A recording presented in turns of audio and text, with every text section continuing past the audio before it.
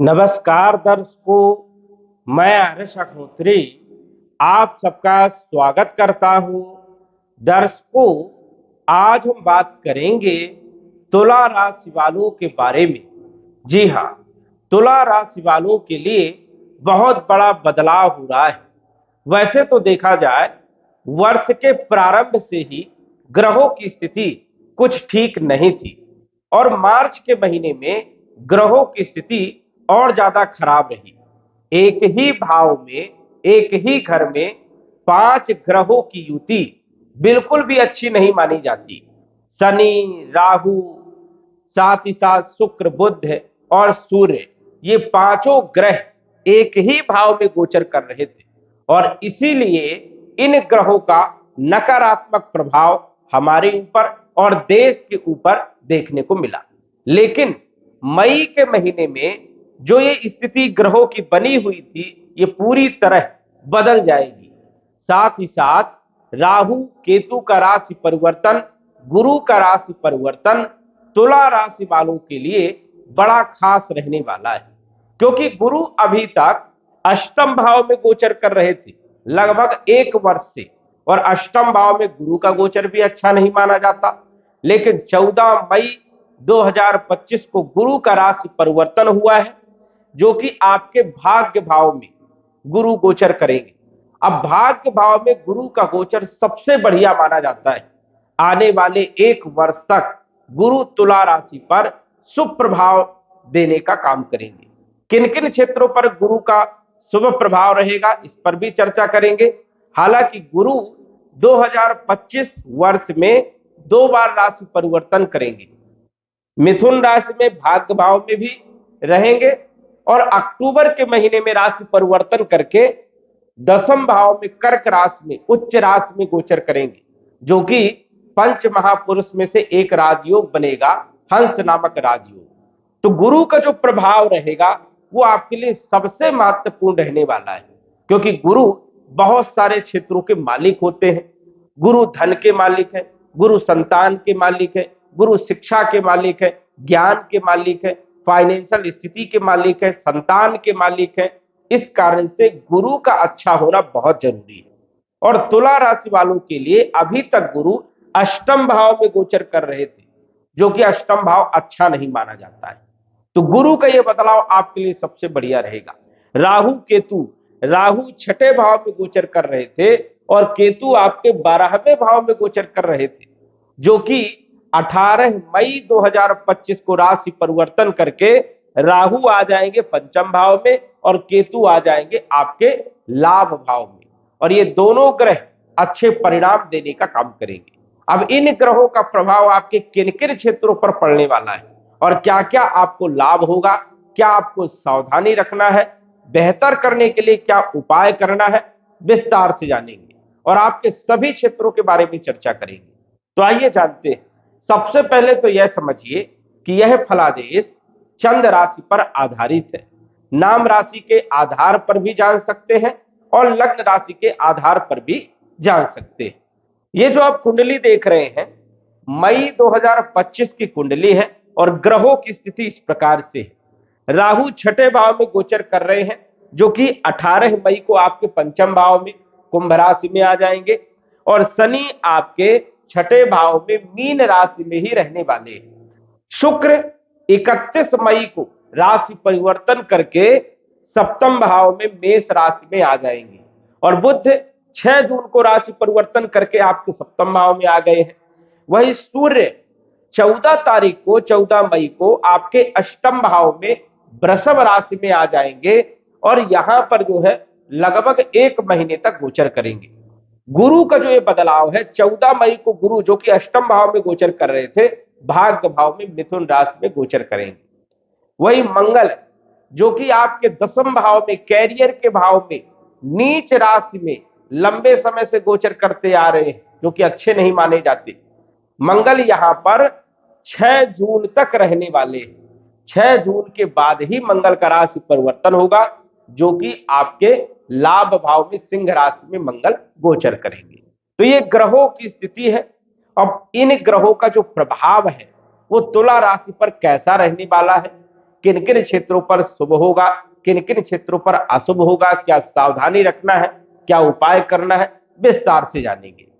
अब इन ग्रहों का जो परिवर्तन है मई के महीने में, ये तुला राशि वालों के लिए खास इसलिए है क्योंकि तुला राशि वालों के लिए ग्रहों की जो स्थिति है वो सबसे अलग है और ये ग्रह जो है सबसे ज्यादा तुला राशि पर प्रभावी रहने वाले। सबसे पहले तो हम बात करेंगे राशि के स्वामी के बारे में। तुला लग्न के स्वामी, तुला राशि के स्वामी शुक्र होते हैं और शुक्र उच्च राशि में मीन राशि में छठे भाव में गोचर कर रहे मई के महीने में 31 मई तक रहेंगे। एक अच्छी स्थिति है। 18 मई के बाद जो राहु शुक्र के साथ चारित्रिक दोष बना रहे थे, जो कि प्रेत दोष बन रहा था, ये दोष पूरी तरह समाप्त हो जाएगा। तुला राशि पर पिछले समय से ये देखने को मिला कि काफी ज्यादा स्ट्रगल था, परेशानियां थी, काम बन नहीं रहे थे, बनते बनते बिगड़ जा रहे थे, कार्यों में डिले हो रहा था और मानसिक टेंशन भी बना था, कैरियर को लेकर के चिंता भी बनी थी।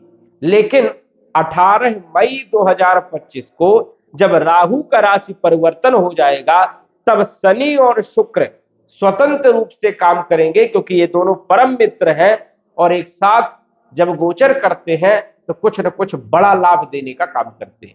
शुक्र जो है लगन के मालिक है और साथ ही साथ अष्टम भाव के भी मालिक है, तो शुक्र विपरीत परिवर्तन राजयोग भी बना रहे हैं। तो 18 तारीख के बाद स्वास्थ्य जिन लोगों का खराब चल रहा था उन लोगों के लिए ये बेहतर समय रहेगा, कॉन्फिडेंस जागेगा। साथ ही साथ देखा जाए तो रोग ऋण शत्रुओं को समाप्त करने का काम यहां पर शुक्र करेंगे, कंपटीशन में सफलता देने का काम करेंगे। जिन लोगों की नौकरी में दिक्कत थी, माहौल खराब चल रहा था, काम बन नहीं रहे थे, कैरियर को लेकर के बहुत ज्यादा चिंताएं थी, 18 मई के बाद आप देखेंगे कि कैरियर में धीरे धीरे स्थिति बदलेगी और ये बदलाव आपके लिए पॉजिटिव रहेगा। यदि आप कहीं पर भी इंटरव्यू दे रहे हैं, रिप्लाई नहीं मिल रहा है, तो 18 तारीख के बाद आपको सफलता मिलनी प्रारंभ हो जाएगी। अब शुक्र छठे भाव में भौतिक सुखों में वृद्धि भी करने का काम करता है और कोर्ट कचहरी वाले मामलों में विजय दिलाने का काम करता है। और शनि यहां पर बैठ जाए तो वैसे भी शनि यहां पर शत्रुहंता होते हैं, शत्रुओं को नाश करने वाले होते हैं, परास्त करने वाले होते हैं। तो शनि का यहां पर शुक्र को पूर्ण रूप से सपोर्ट है, इस कारण से एक अच्छी स्थिति बनेगी। और ये जो भाव है ये नौकरी का भाव माना जाता है, कंपटीशन का भाव माना जाता है। तो जो लोग नौकरी के लिए प्रयास कर रहे हैं, चाहे सरकारी नौकरी के लिए प्रयास कर रहे हो, चाहे प्राइवेट नौकरी के लिए प्रयास कर रहे हो, दोनों की स्थिति में सुधार होगा और स्थिति बेहतर होगी, सफलता मिलेगी। जो लोग नौकरी में पहले से लगे हुए हैं उन लोगों को प्रमोशन की स्थिति भी यहां पर बनेगी, लाभ मिलेगा, कोई पद प्राप्त हो सकता है। ये एक अच्छी स्थिति है। 31 मई के बाद शुक्र जब सप्तम भाव में आएंगे तो यहां पर भी व्यापारिक स्थिति को मजबूत करने का काम करेंगे और दाम्पत्य जीवन को बेहतर करने का काम करेंगे, रिलेशन को मजबूत करने का काम करेंगे। तो शुक्र की स्थिति मई के महीने में, जून के महीने में, जुलाई के महीने में और अगस्त, सितंबर, अक्टूबर, दिसंबर तक की यदि हम बात करें तो शुक्र अच्छे परिणाम देने का काम करने वाले हैं। क्योंकि अष्टम भाव में भी शुक्र आएंगे तो अपने घर में गोचर करेंगे, अच्छे ही परिणाम देंगे। भाग्य भाव में आएंगे तो यहां पर भी अच्छे परिणाम देते हैं, कैरियर के भाव में भी अच्छे परिणाम देते हैं, लाभ भाव में भी अच्छे परिणाम देते हैं और 12वें भाव में भी शुक्र के अच्छे परिणाम देखने को मिलते हैं। तो शुक्र जो है ये समझिए कि स्वतंत्र रूप से 18 मई के बाद अच्छे परिणाम देना प्रारंभ करेंगे और आप देखेंगे कुछ ना कुछ विशेष लाभ आपको देखने को मिलेगा।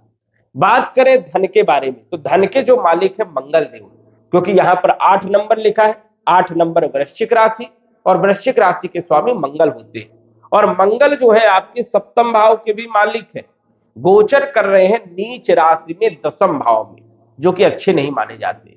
अब धन का मालिक दसम भाव में नीच राशि में जब भी गोचर करता है, हालांकि मंगल जो है 2024 सितंबर अक्टूबर के महीने से गोचर करते आ रहे, कहीं ना कहीं देखने को मिला कि धन खर्चे बहुत ज्यादा बढ़ गए, बचत कम हुई, जिस प्रकार आय थी उसी प्रकार खर्चे भी निकलते रहे और ये अभी स्थिति 6 जून तक रहने वाली है। कई लोगों को देखने को मिला कि कुटुंब परिवार में विवाद भी हुआ, मनमुटाव जैसी स्थिति भी बनी और ईगो भी यहां पर मंगल बढ़ाते हैं। तो ये अभी स्थिति बनी रहेगी, लेकिन आपको वाणी पर कंट्रोल रखना है, कटु वाणी का प्रयोग नहीं करना है, परिवार को, कुटुंब परिवार को साथ में लेकर के चलना है। चोट चपेट लगने की संभावनाएं अभी भी हो सकती है, इसलिए थोड़ा सावधानी रखना है, वाहन चलाते समय भी सावधान रहना है। नौकरी यदि आप चेंज कर रहे हो तो जल्दीबाजी में आपको नौकरी चेंज नहीं करना है, क्योंकि मंगल जल्दीबाजी में कई बार नौकरी चेंज करवा देता है या स्वयं जो है नौकरी छोड़ देते हैं ऐसे लोग। तो यहां पर आपको ध्यान रखना है कि जल्दीबाजी में कोई डिसीजन नहीं लेना है। 6 जून के बाद जो है आप कोई भी डिसीजन ले सकते हैं, क्योंकि मंगल गलत डिसीजन भी दे सकता है, इसलिए थोड़ा सा यहां पर ध्यान भी रखना है। वैवाहिक जीवन में थोड़ा तनाव हो सकता है, मनमुटाव हो सकता है, यहां पर भी थोड़ा सा आपको ध्यान रखना है, कंप्रोमाइज करके आपको चलना है। और वाणी पर आप यदि आप कंट्रोल रखते हैं तो कोई दिक्कत यहां पर नहीं होगी। व्यापारिक स्थिति में 6 जून तक थोड़ा उतार चढ़ाव जो है देखने को मिल सकता है। वही यदि आप पार्टनरशिप में व्यापार कर रहे हैं तो यहां पर भी थोड़ा सा कहासुनी या मनमुटाव हो सकता है, यहां पर भी आपको ध्यान रखना है। 6 जून के बाद यही मंगल जब लाभ भाव में आ जाएंगे तो सबसे बढ़िया स्थिति आपकी हो जाएगी, आय के माध्यम आपके बढ़ जाएंगे, बचत होने लगेगी, धन के स्रोत पैदा होंगे, वैवाहिक जीवन बढ़िया रहेगा और व्यापार आपका सबसे बढ़िया रहने वाला है। तो इस चीज का आपको ध्यान रखना है। लेकिन जब तक मंगल की स्थिति बढ़िया नहीं है तो मंगल का उपाय करें, मंगल चंडिका स्तोत्र का पाठ करें, जिससे मंगल आपको जबरदस्त लाभ देने का काम करे। बात करें तीसरे भाव के बारे में, तीसरे भाव के मालिक है देवगुरु बृहस्पति, और बृहस्पति आपके छठे भाव के मालिक है, क्योंकि बृहस्पति के पास 2 राशियां हैं, 9 नंबर और 12 नंबर, धनु राशि और मीन राशि, गोचर कर रहे हैं आपके भाग्य भाव में 14 मई से। राशि परिवर्तन 14 मई को होगा और भाग्य भाव में गुरु कितना भी खराब हो अच्छे ही परिणाम देने का काम करता है, क्योंकि ये कारक भाव है और गुरु भाग्य को बदलने का काम करता है। गुरु एक ऐसा ग्रह है जो नैसर्गिक शुभ है, कितना भी खराब हो जाए गुरु, लेकिन वो शुभ परिणाम देने का प्रयास करता है, जीवन को जीने का ढंग सिखाता है और गुरु मूलभूत आवश्यकताओं को पूरा करने वाला ग्रह है। तो गुरु की स्थिति आपके लिए सबसे बढ़िया है, बल पराक्रम में वृद्धि करेंगे, जो भी आप संघर्ष करेंगे, मेहनत करेंगे, उसका आपको रिजल्ट मिलेगा और रोग ऋण शत्रुओं को समाप्त करने का काम करेंगे, आपके कर्जे से मुक्ति दिलाने का काम करेंगे, कंपटीशन में सफलता देने का काम करेंगे। तो गुरु की स्थिति आपके लिए बढ़िया है। वही गुरु पंचम दृष्टि से लगन भाव को देखेंगे तो स्वास्थ्य को बेहतर करेंगे, कॉन्फिडेंस देने का काम करेंगे और अपॉर्चुनिटी देते हैं। वही सप्तम दृष्टि पराक्रम भाव में अपने ही घर में होगी तो बल पराक्रम में वृद्धि और भाई बहनों के साथ संबंध को मजबूत करने का काम करेंगे। नवम दृष्टि पंचम भाव में होने के कारण शिक्षा में चल रही बाधा को दूर करेंगे, शिक्षा को बेहतर बनाएंगे, लव लाइफ को बेहतर बनाएंगे और फाइनेंशियल स्थिति को मजबूत करेंगे। संतान को लेकर के कोई चिंता थी तो उसको दूर करने का काम करेंगे। तो गुरु की स्थिति आपके लिए सबसे बढ़िया रहने वाली है आने वाले 1 वर्ष के लिए। अक्टूबर के महीने में 20 अक्टूबर को गुरु उच्च राशि में गोचर करेंगे, पंच महापुरुष में से एक राजयोग बनेगा, हंस नामक राजयोग, जो कि जबरदस्त लाभ देगा, पद में वृद्धि कर सकता है, प्रमोशन कर सकता है या बड़ी कोई ग्रोथ दे सकता है आपके कैरियर में, अचानक बड़ा लाभ देने का काम गुरु यहां पर करते हैं। तो अक्टूबर के महीने से गुरु की स्थिति आपके लिए बढ़िया है। दिसंबर के महीने में 5 दिसंबर को पुनः जो है भाग्य भाव में आएंगे और आपके भाग्य को बदलने का काम करेंगे, जो आपके कार्यों में डिले हो रहा था वो कार्यों में गति मिलेगी। तो ये एक बढ़िया स्थिति है आपके लिए गुरु। शनि जो कि चौथे भाव के मालिक है, पंचम भाव के मालिक है, छठे भाव में गोचर कर रहे हैं। शनि का गोचर छठे भाव में अच्छा माना जाता है, तीसरे भाव में, छठे भाव में और एकादश भाव में, इन 3 भावों में शनि का गोचर अच्छा माना जाता है। अब शनि चौथे भाव के मालिक है, पंचम भाव के मालिक है।